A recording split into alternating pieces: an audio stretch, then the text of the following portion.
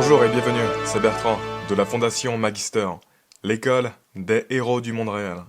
Pour le 32e épisode de la série sur le thème de la reconnaissance, du succès externe, de la patience, de la confiance, de la vision, de la résolution, de l'abondance, de l'audace et de la loi d'attraction. À la fin du dernier épisode, je vous disais qu'avec ce projet, c'est devenu très clair pour moi qu'un bon leader doit être capable de s'ancrer dans sa vision et de ne pas se laisser affecter par tout le bullshit et le bruit qui l'entoure sur le chemin du succès. Si tu veux être un leader dans la vie, tu dois être capable de montrer l'exemple, même quand personne ne comprend ta vision. Tu dois avancer patiemment et sereinement en suivant ton plan, même quand tout le monde autour de toi panique et n'arrive plus à raisonner logiquement. Tu dois te désensibiliser à l'image que tu renvoies dans les premières années. Parce que bien souvent, la meilleure stratégie sacrifie les apparences. Tu dois faire tes preuves. De réussir à réaliser ta vision seule, même si ça te prend des années et des années, ça fera de toi un leader naturel. Parce que si tu réussis, ça implique que tu avais effectivement toutes les qualités d'un leader. En termes d'émotion, d'intelligence, de vision, de patience, etc. Ça voudra dire que c'était pas juste que de la gueule. Ceux qui n'avaient que de la gueule, ceux qui n'étaient pas vraiment prêts, ils tombent en chemin. Tu dois t'attendre à ce que la majorité des gens ne te suivent pas tant que tu n'as pas fait tes preuves. À part toi, personne ne va se casser le cul à réfléchir profondément à la viabilité de ta stratégie à long terme. La plupart de tes équipiers vont probablement paniquer eux aussi, et il faudra les ramener à la raison. 99% des gens vont juger ta stratégie sur les résultats actuels sans réfléchir à ce qui se construit dans le fond. Parce qu'ils n'ont pas la vision pour comprendre ce qui se construit dans le fond. Et donc ils ne peuvent faire autrement que de juger sur ce qu'ils voient dans le présent. Si tu t'attends à ce que les gens vont chercher à comprendre et à anticiper la stratégie à long terme, tu vas être déçu. C'est justement ton rôle de leader de voir ce que les gens ne voient pas. C'est logique, tu ne pourrais pas être un leader si les choses fonctionnaient différemment, et que tout le monde voyait à l'avance la même chose que toi. Ton existence en tant que leader dépend de l'incapacité des gens qui t'entourent à remplir ce rôle. La plupart des gens sont déjà incapables d'anticiper la stratégie à long terme pour leur propre vie et pour leur propre business.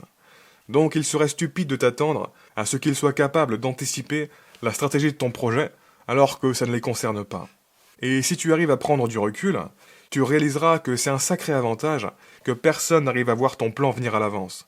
Parce que ça veut dire que tu peux construire ton succès tranquille, et qu'une fois que tout le monde commencera à s'en rendre compte, il sera trop tard pour te contrecarrer.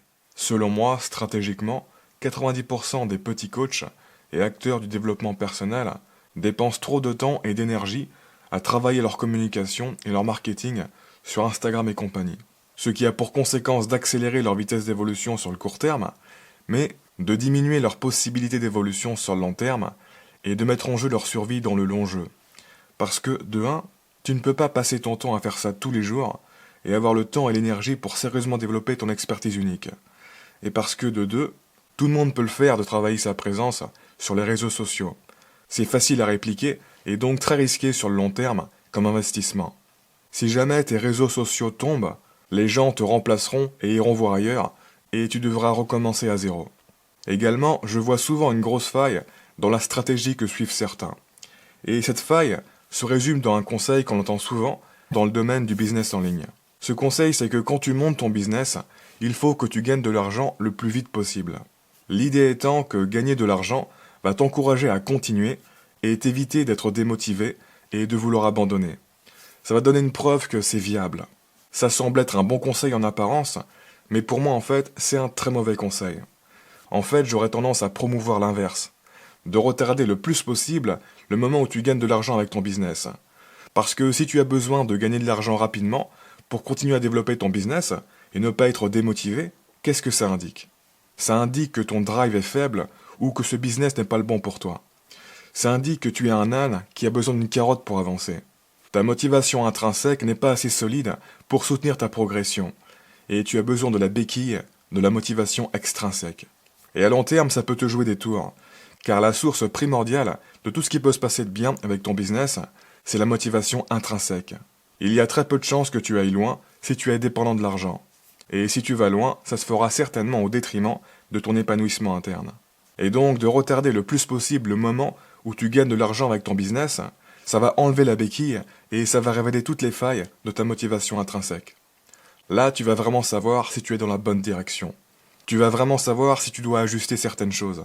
Tu vas vraiment pouvoir te développer un état d'esprit te permettant d'avancer en toutes circonstances. Paradoxalement, le business idéal, c'est le business que tu continueras à faire si tu avais déjà tout l'argent du monde. La vérité, c'est que si tu as vraiment une vision à long terme de ce que tu veux développer, abandonner n'est pas une option. Abandonner devient une option seulement quand ta vision à long terme est trop limitée et qu'elle ne peut pas soutenir le courant motivationnel minimum dont tu as besoin pour avancer. De manière plus commune, beaucoup de gens gagnent de fausses victoires dans la vie à cause de la pensée court-termiste. Par exemple, ils réussissent à se mettre en couple avec cette personne super attractive que tout le monde rêvait de réussir à choper. Mais il s'avère que cette personne va prendre beaucoup trop de leur temps, de leur énergie et de leur attention, et donc elles ne pourront pas profiter des précieuses années de leur jeunesse pour se développer. Et un beau jour, cette personne les quittera parce qu'ils stagnent dans leur vie et que donc l'attraction n'est plus là et ils auront tout perdu. Ça peut être encore pire. Certaines personnes se mettent dans une relation avec une personne qui est super pendant les premiers mois parce qu'elle se contrôlait et montrait sa meilleure facette, mais sur la durée, elle va révéler être un vrai démon qui a de gros problèmes psychologiques. Le problème, c'est qu'avec toute la chimie des premiers mois, il y a un attachement qui s'est ancré. Et donc, avant que la relation n'implose, la toxicité de la relation va vampiriser toutes leurs ressources. Elles vont détruire leur économie émotionnelle et donc détruire leur vie.